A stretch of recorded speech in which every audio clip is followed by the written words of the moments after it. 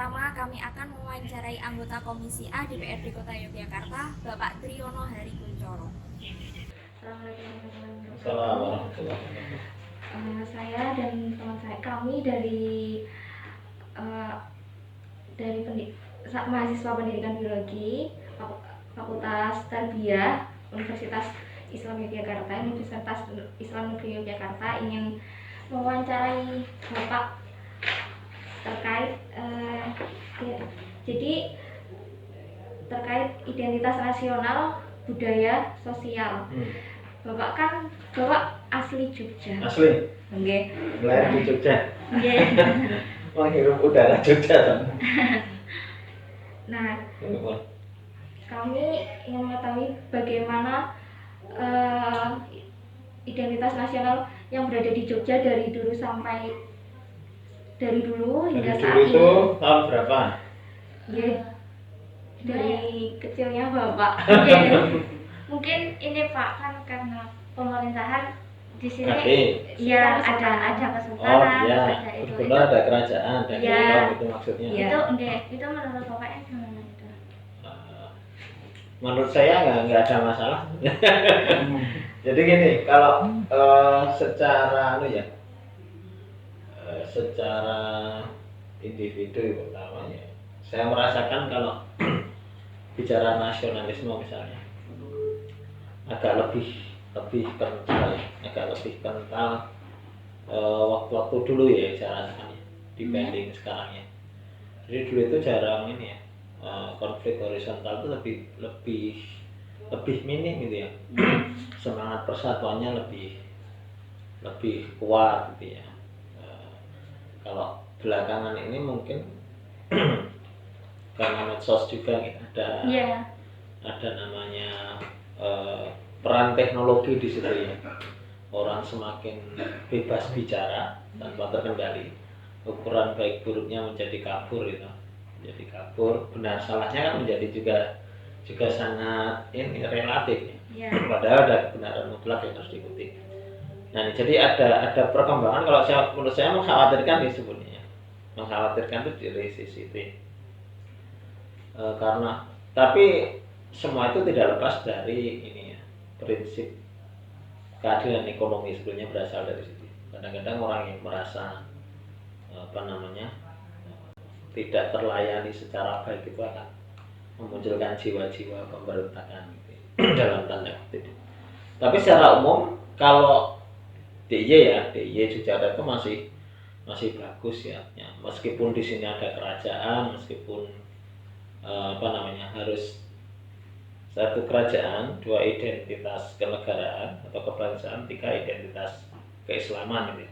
Karena tidak bisa dipungkiri keraton itu keraton Islam, kesultanan itu kan bahkan satu-satunya yang tersisa yang mewarisi khilafah Utsmaniyah itu ya cuma keraton Jogja, dan masih punya ini kiswah Ka'bah itu masih tersimpan.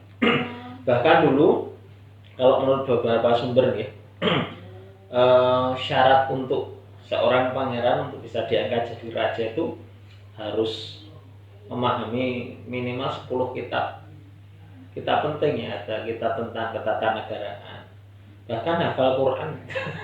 Caranya nggak tahu sejak sultan berapa itu dihilangkan yang tadi kutip. Jadi betul-betul sultan, betul-betul Sayyidin Panotogomo. Kan Panotogomo penata agama. Jadi dia fikih tahu. Sumbernya juga. Iya, dia fikih tahu, dia muamalah tahu ya. Jadi urusan jual beli yang halal haram itu tahu itu. Jadi dan begini, ada filosofi menarik sebenarnya dari Keraton Jogja itu tentang kenapa posisi meletakkan 4 unsur pokoknya, keraton, alun-alun, kemudian masjid gede, lalu pasar. Itu yang disebut catur gotro tunggal. Nah, 4 yang jadi satu ini, catur gotro tunggal. Ada filosofi begini, di depan keraton kan langsung berhadapan dengan alun-alun. Fungsinya apa? Supaya kalau rakyat itu mau sambat dekat, tinggal menghadap saja kepada rajanya. Raja kan wakil Allah di muka bumi itu ya. Khalifatullah itu kan begitu ya. Ya, yang dia dia harus menerapkan keadilan dan seterusnya kan. Dari tangannya itu akan bisa ada kemakmuran bagi masyarakatnya. Kalau sambat, kalau mengeluh kan tinggal ketemu di alun-alun itu. Selanjutnya di sisi kiri ada masjid gede. Beliau supaya apa? Raja itu tidak menyelesaikan perkara sendiri, tetapi harus mendengarkan ulama, harus mendengarkan nasihat para ulama, sehingga dalam memikirkan, memimpin, mengelola kerajaannya atau wilayahnya itu berdasarkan wahyu, tidaknya berdasarkan keilmuan semata. Nah, kemudian kenapa kok pasar itu letaknya agak jauh? Ya. Beringharjo itu kan agak jauh itu. Itu supaya nggak kapitalis. Nah, kalau negara, kerajaan ataupun sudah terjebak pada kapitalis kan repot. Yang menang kan pemodal. Nanti apa-apa, semua regulasi kan akhirnya ditentukan oleh pemodal kan. Itu kan bahaya. Rakyat tidak terlayani dengan baik kalau seperti itu. Nah, ini ya filosofi semacam. Secara umum kalau dari saya merasakan bergaul dengan masyarakat di Jogja nih, kita masih rasa kebangsaan masih tinggi ya. Dibuktikan kalau misalnya 17 Agustus ya, sambutannya kan masih masyarakat itu masih masih terutama yang asli loh ya, yang asli Jogja yang satu masih antusias. Kecuali yang pendatang itu kadang-kadang gelem seorang melu-melu itu kan rasa-rasanya. Padahal rakon berjuang ya, minta urunan, minta makan kerupuk ya, gitu kan. Gampangnya kan begitu. Itu masih antusiasnya masih tinggi. Dan bahkan ketika saya SD SMP itu masih kalau ada orang nggak mau ikut upacara, nggak mau ikut kerja bakti, nggak mau ikut dalam rangka 17 itu sebutannya tuh nyentrik. Oh, PKI swasta ya. Terus PKI swasta. Berarti yang nasi negeri. Jadi tidak nasionalis banget. Sampai gitu aja nggak mau kan gitu ya. Tidak mau terlibat dalam satu. Itu dan sekarang tuh masih antusias untuk urusan seperti itu ya. Nah, artinya kan masih bagus. Di satu sisi ada ketaatan pada raja juga. Sultan Ngendikopo kan kita masih manut, ya kan? Sabdo Pandito Ratu itu kita masih is okay tuh ya. Dan sekarang kan sudah karena gubernur juga raja juga gubernur, pemerintah itu lebih mudah untuk mengatur, meskipun ada otonomi untuk mengatur DIY itu jauh lebih mudah. Kalau terjadi perselisihan kan biar raja menasihati gubernurnya.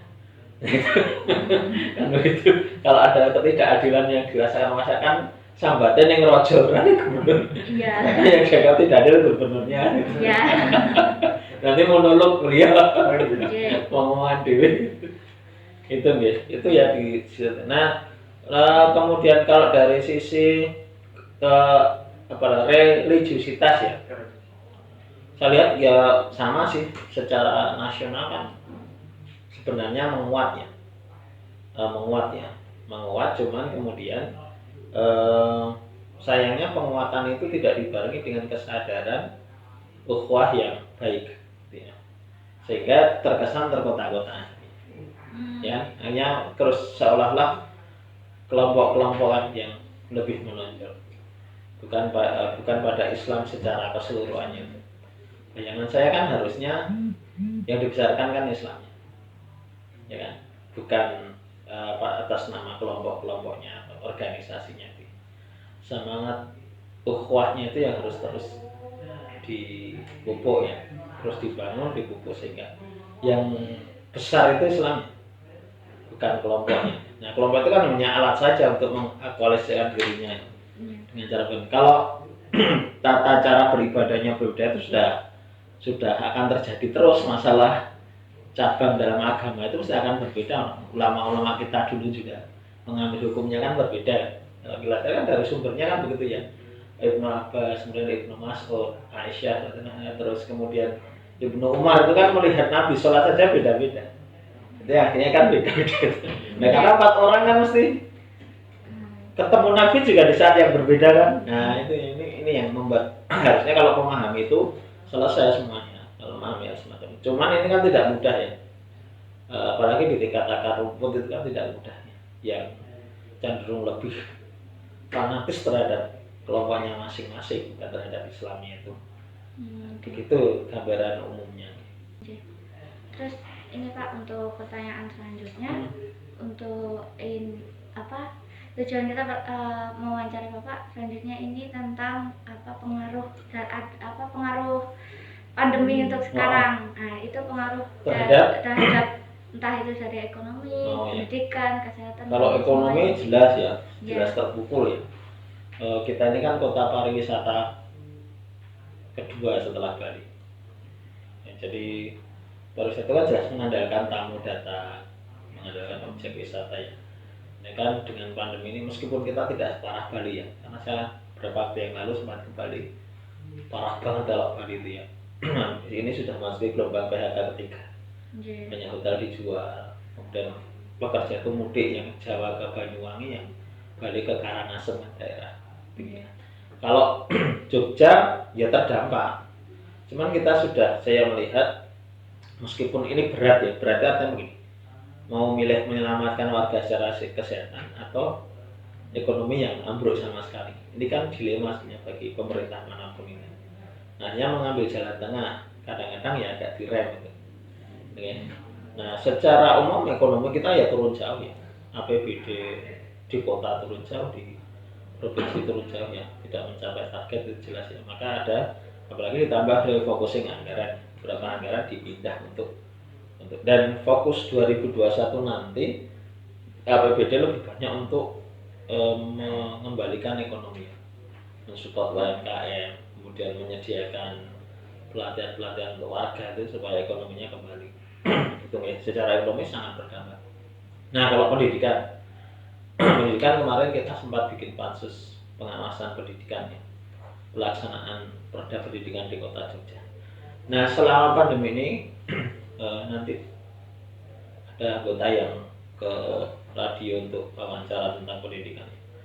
Selama pandemi memang kualitas pendidikan kita jauh ya, dan saya khawatir kalau tidak segera disikapi, artinya dibikin pola baru yang efektif, itu akan ada loss knowledge gitu ya, akan terputus pengetahuannya.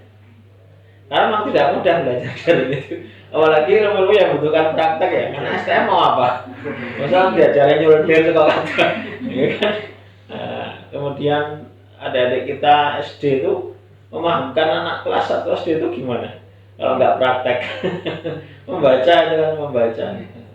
Sehingga kemarin ketika kita diskusi dengan kepala dinas pendidikan, saya sampaikan juga, kita ini kalau kurikulum sudah 60% tercapai itu sudah bagus itu dapat 60%.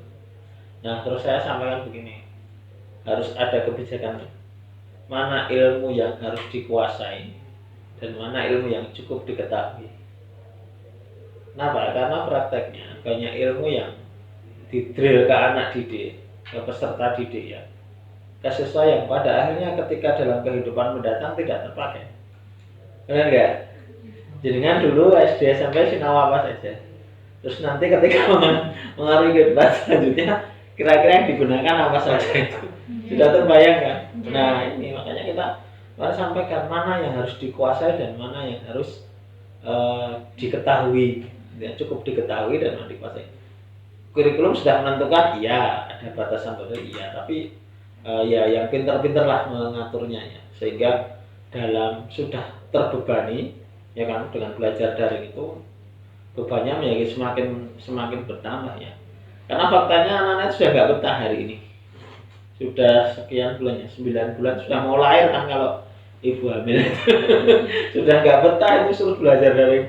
Saya yakin kok sekarang ini anak-anak kan menggunakan gadget ya, dia bisa jadi berjam-jam, tapi yang untuk sekolah berapa jam? Iya. Cuma puluhan menit paling, ya kan? 15 menit sudah capek, tapi nge-game-nya kan lebih lama. Ini kan bahaya, gitu.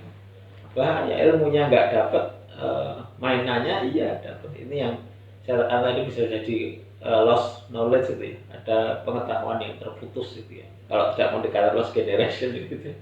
Ada pengetahuan yang terputus. Jadi memang dampaknya luar biasa. Belum lagi terhadap orang tuanya.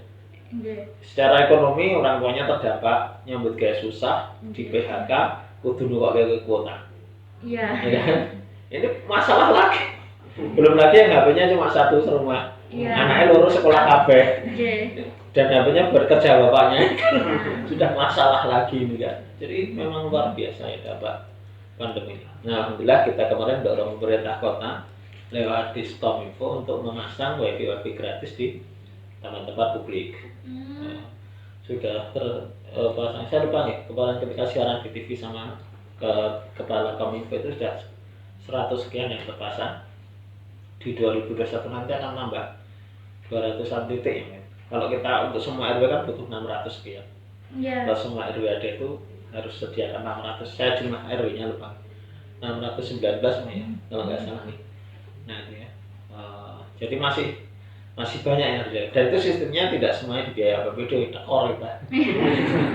Bisa dengan sumbangan CSR. Misalnya perusahaan Telkomsel A dan nyumbang berapa titik. Nah itu ya. Saya provider tertentu berapa titik, provider itu berapa titik. Itu sistemnya kalau itu kan ngikuti dia sudah punya jalur di mana. Kita nggak bisa menentukan kalau itu. Kalau yang APBD kan bisa.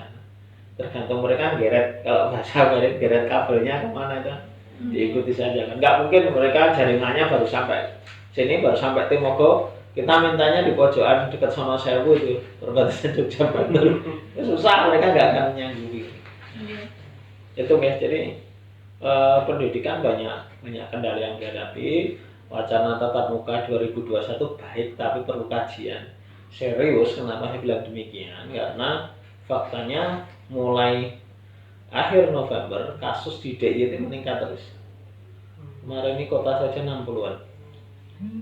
Dan kayaknya semakin dekat dengan kita. Klaster kantor itu kan sudah banyak. Kemudian klaster bukan klaster itu kan, kasus-kasus di wilayah ya. Wilayah itu maksudnya kelurahan, kecamatan, kampung itu kan sudah banyak juga. Nah ini kan wacana tatap muka ini bagus, baik, tapi di satu sisi membutuhkan ekstra perhatian dan harus sangat jitu gitu. Gimana supaya siswa, guru semuanya tetap sehat, tapi belajar bisa berlangsung dengan lebih baik. Mau di sistem rolling misalnya dikasih space ya 1 jam untuk 10 siswa itu monggo, nanti itu kebijakan yang oleh sekolah. Biasanya sekolah itu memberikan kuesioner kepada siswa dan orang tuanya ya lewat aplikasi itu. Setuju nggak setuju, terus sekolah sudah punya sarana A, ini gimana tanggapannya dan seterusnya ya. Pendidikan, ekonomi, satunya apa lagi? Kesehatan tentang Kesehatan ya tadi kasus kita masih meningkat, kemudian sebagian masyarakatnya masih abai ya. Abai ya. Terus apa tindakan dari pemerintah buat yang kesehatan itu? Kalau Pemkot dari awal kan kita sudah kampanye 3M terus, 3M terus, pembagian masker sudah, penyemprotan sudah, ya tracing. Sekarang ini musimnya tracing, kalau ada kasus kita tracing, dan yang kontak erat kita rekomendasikan untuk tes swab. Hasilnya seperti apa, itu biasanya ditarik 14 hari sebelum. Misalnya seorang dinyatakan positif tanggal 10, berarti sebetulnya ketemu siapa saja. Nah dari sekian yang ketemu itu siapa yang kontak erat, siapa yang kontak sedang, siapa yang kontak ringan. Yang kontak sedang itu biasanya rekomendasinya isolasi mandiri, terus di rapid. Kalau yang kontak erat isolasi plus di swab. Kalau negatif ya sudah. Kalau vaksin belum ya? Vaksin belum. Vaksin. Cara vaksin ini lebih susah lagi tuh nah. Belum kan, itu paling kan yang diimpor itu kan paling harus ke Bio Farma berapa bulan dulu gitu. Apa lagi? Selanjutnya ini bagaimana cara Bapak untuk membangkitkan nasionalisme warga terhadap negara, terutama kepada pemerintahan setempat jika karena pandemi COVID ini menurunkan kenasionalisasian warga? Ya kampanye jelas harus ada kampanye ya. Ada kampanye dari semua pihak ya, terutama berarti kan kami legislasi kan, fungsi DPRD kan menjadi pengontrol kan. kita masukkan program-program, misalnya kalau saya di Komisi A itu ada kemitraan kami namanya Badan Kesatuan Bangsa Kesbangpol, itu ada program sosialisasi sekolah Pancasila misalnya itu ya. Nah itu salah satu bagian untuk penetrasi dalam tanda kutip ya ke masyarakat. Terus juga punya program FKDM, forum kewaspadaan masyarakat, punya program Panca Tertib, itu ya langsung ke wilayah-wilayahnya. Nah di situ nanti muncul siskamling digalakkan dan seterusnya. Termasuk ini gugus tugas itu kan bisa untuk itu, gugus tugas di masyarakat. Dan dalam tanda kutip hebatnya orang Jogja itu gugus tugas RW itu kan tidak ada instruksi khusus untuk membentuk, tapi kita buat. Dan saya di RW saya jadi ketuanya. Kita buat dan pemerintah nyuruh nyemprot, nggak nyuruh nyemprot kita nyemprot. Dan kan untuk melindungi warga sendiri ya. Kalau warga ya sakit kan keluarga kita juga susah. Gitu nih. Program seperti itu, kegiatan seperti itu ya terus kita lakukan nanti ya melalui berbagai lembaga yang sudah terbentuk maupun yang sudah ada ini. Penanggung jawabnya jelas pemerintah ya. Nah, ini pemerintah kota. Ke bawahnya berarti kan ada kecamatan, kelurahan, kemudian rukun kampung, kemudian RW, RT. Nah kita libatkan semuanya untuk bisa mengkampanyekan itu. Nah terutama kalau hari ini ya, kalau ada semacam apa ya, karena kita itu masyarakatnya kan ya, bukan masyarakat visual ya, masyarakat kita itu kan auditorial ya. Masih begitu ya, masih lebih senang kepada hal yang tidak harus mikir gitu ya. Nah yang divisualisasikan ya yang menarik saja yang akan dicermati ya. Ya kita lihat yang lucu ini di luar itu ya. Kan kita sudah DI itu sudah bikin perpustakaan bagus ya. Jadi itu kan megah, bagus. Tapi anak-anak itu kalau ke sana ya bukan baca buku, kelekaran dolanan HP. Karena wifi-nya gratis. Iya. Jadi kan ini kan jok piye. Terus saja dia kali. Google begitu ya. Terus ini Pak, kan karena Jogja banyak pendatang kayak gitu, contohnya kayak saya kan termasuk mahasiswa pendatang. Itu sebenarnya ada itu nggak sih Pak, apa kayak ada pemerhatian kayak di Kesbang itu ada. Kalau di kelurahan ada Sapana Pos. Itu nanti Bu Camat dan lain-lain yang langsung turun di dampingan. Kalau di Kesbang itu ada program ini mendatangi asrama-asrama. Termasuk tadi namanya judulnya itu kebangsaan. Satu mendatangi asrama, yang kedua mengumpulkan pengurus asramanya dijadikan dalam satu ruangan, kemudian kita berikan tentang kebangsaan. Itu ada bahkan yang tahun berapa saya belum di sini ya. Itu ada outbound-nya juga kok mengumpulkan mereka. Terus 2021 itu rencananya Kesbang mau bikin, saya lupa nih, satu momen kayak semacam pawai kebangsaan itu di Malioboro, itu menampilkan semua suku yang ada di Jogja. Terus masing-masing mengirim utusannya, di situ ada pentas keseniannya dan lain sebagainya itu ya. Nah di antaranya itu ya, menguatkan kebangsaan yang lokal maupun yang interlokal. Interlokal bayarnya lebih mahal. Berarti bisa dibilang masyarakat penduduk yang di Jogja ini begitu heterogen ya maksudnya. Oh iya, ini kayak Indonesia ini. Iya, betul. Dari manapun ada. Nah, kalau luar negeri kan ada. Iya. Ada kampung turis Pak Pak. Ini sekarang PRI. Karena bank internasional belum buka. Iya. Sudah komplit kalau orang Jogja. Terus ini Pak, yang terakhir buat pesan-pesan buat semisal nanti diupload, pesan-pesan buat yang nonton sama semisal warga Jogja sendiri atau dari kita sama mahasiswa.